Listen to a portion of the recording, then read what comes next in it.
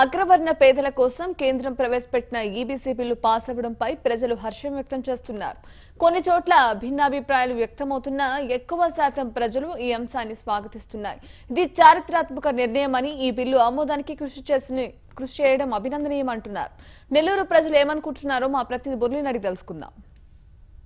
అగ్రవర్ణ పేదల కోసం ఏదైతే ఈబీసీ రిజర్వేషన్ల ప్రక్రియ నిన్న ఆమోదం పొందిన సమయంలో ఇటు దేశవ్యాప్తంగా కూడా అగ్రవర్ణ పేదలందరూ కూడా ఆనందం వ్యక్తం చేస్తున్నటువంటి పరిస్థితులు కనిపిస్తున్నాయి. ఈ నేపథ్యంలో ఏదైతే కేంద్ర ప్రభుత్వం తీసుకున్నటువంటి నిర్ణయంతో అనేక చోట్ల కూడా ప్రజలు దానికి సంబంధించి భిన్నాభిప్రాయాలు వ్యక్తం చేస్తున్నటువంటి పరిస్థితులు కనిపిస్తున్నాయి. ఈ నేపథ్యంలో ప్రస్తుతం మనం నెల్లూరులో ఉన్నాం. నెల్లూరు ఏసీ స్టేడియంలో వాకర్స్ ఉన్నారు. వీళ్ళతో మాట్లాడే ప్రయత్నం చేద్దాం. అసలు ఈబీసీ బిల్లు గురించి ఏమనుకుంటున్నారో చర్చిద్దాం.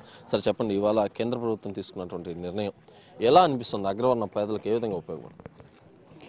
అసలు రిజర్వేషన్ అనేదే అసలు మంచిది కాదు. సో దీంట్లో అగ్రవర్ణ పేదలు అనేది ఒకటి పెట్టి దాన్ని రిజర్వేషన్ అనేది పెంచినారు.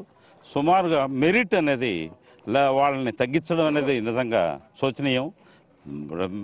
ఏ క్యాస్ట్ అయినా కానీ ఓబీసీ కానీ ఈబీసీ కానీ ఇంకోటి కానీ ఏదైనా కానీ మామూలుగా దేశంలో మెరిట్ అనే దానికి ప్రాధాన్యం ఇవ్వకుండా ఈ విధంగా రిజర్వేషన్స్ పెట్టడం అనేది నిజంగా చాలా తప్పు. కానీ ఏదేమైనా ఇప్పటికైనా గుర్తించి మనకి ఎకనామికలీ బ్యాక్వర్డ్ వాళ్ళకి రిజర్వేషన్ ఇవ్వడం అనేది ఆనందదాయకం. Thank you. మీరు చెప్పండి, అంటే ఎలా అనిపిస్తుంది? ఈరోజు ఈబీసీ బిల్లు పెట్టారు, అయితే ప్రజల్లో ఏ విధంగా స్పందన ఉంది, ఎలా అనిపిస్తుంది?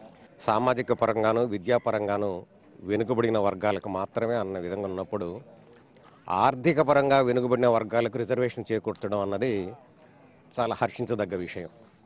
అయితే ఇక్కడ అనుకున్న లక్ష్యం నెరవేరాలంటే 8 లక్షల క్రైటీరియాని ఎంతవరకు 8 లక్షల క్రైటీరియా ఉన్న వాళ్ళందరికీ ఈ అంటే ఇన్కమ్ పరిధి ఉన్న వాళ్ళందరికీ రిజర్వేషన్ వర్తిస్తుంది అంటే కేక్ చిన్నది చేసి అందరినీ పంచుకోమంటే కష్టం. 10% 95% వాళ్ళు పోటీ పడ్డం, 10% రిజర్వేషన్లో 95% వాళ్ళు పోటీ పడ్డం అనేది మంచిది కాదు.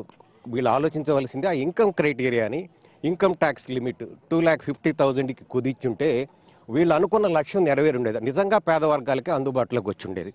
ఆ విధంగా ఆలోచించాలని ప్రభుత్వాన్ని నేను కోరుకుంటున్నాను.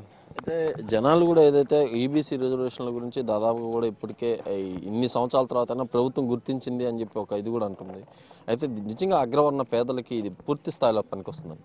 కానీ వాళ్ళు కులాల వారీగా రెడ్లని కమ్మని ఇంకొని మరొకటని పెద్ద అగ్రకులం అని పెట్టారే కానీ వాళ్ళలో చాలామంది వెనుకబడిన వాళ్ళు ఉన్నారు. వాళ్ళని గుర్తించలేకపోవడం దారుణమే. ఇప్పుడైనా గుర్తించినందుకు దాన్ని కరెక్ట్గా ప్రభుత్వాలు అన్నీ కూడా నిర్ణయం తీసుకొని దాన్ని ఇంప్లిమెంట్ చేసేస్తే వాళ్ళకు కూడా కొంచెం మంచి ఫలితం ఉంటుందని నేను భావిస్తున్నాను. అంటే ఏదైతే ఫలితం ఉంటుందంటున్నారో, అయితే ఇన్ని సంవత్సరాలు దాదాపుగా కూడా మనం ఇన్ని ప్రభుత్వాలు మారే, ఇన్ని ఎన్నికల స్టెంట్స్ అన్నీ కూడా ఒక్కొక్కరు తీసుకొచ్చారు. అయితే అనుకున్న తడువుగానే వెంటనే ఈరోజు ప్రధానమంత్రి మోడీ ఒక బిల్లును ప్రవేశపెట్టడం, దాన్ని రాజ్యసభలో అలాగే పార్లమెంట్లో ఆమోదించడం, ఇవన్నీ కూడా జనాలు ఏ విధంగా స్వీకరిస్తారు? ఎలక్షన్ స్టంట్ అని అంటుంటారు. ఏదేమైనా ఉద్దేశం అనేది మంచిదనేది నా అభిప్రాయం. ఎక్కువ మందికి కూడా అదే అభిప్రాయం కనిపిస్తూ ఉంది. దీనికి మళ్ళీ కోర్టుకు వెళ్ళాలా అని కూడా అనుకుంటున్నారు అనేది కూడా మన పబ్లిక్లో వినిపిస్తున్నాం. ఏదేమైనా ఈ నిర్ణయం తీసుకుంటే అందరం కూడా హర్షిస్తామని నేను అనుకుంటున్నాను. ఇది ఓవరాల్గా తీసుకుంటే మొత్తం మీద ఏదైతే ఇటు కేంద్ర ప్రభుత్వం తీసుకున్నటువంటి నిర్ణయానికి పూర్తి స్థాయిలో కూడా హర్షించదగ్గ అంశంగా కూడా ప్రతి ఒక్కరు కూడా స్వీకరిస్తున్నటువంటి పరిస్థితులు కనిపిస్తున్నాయి.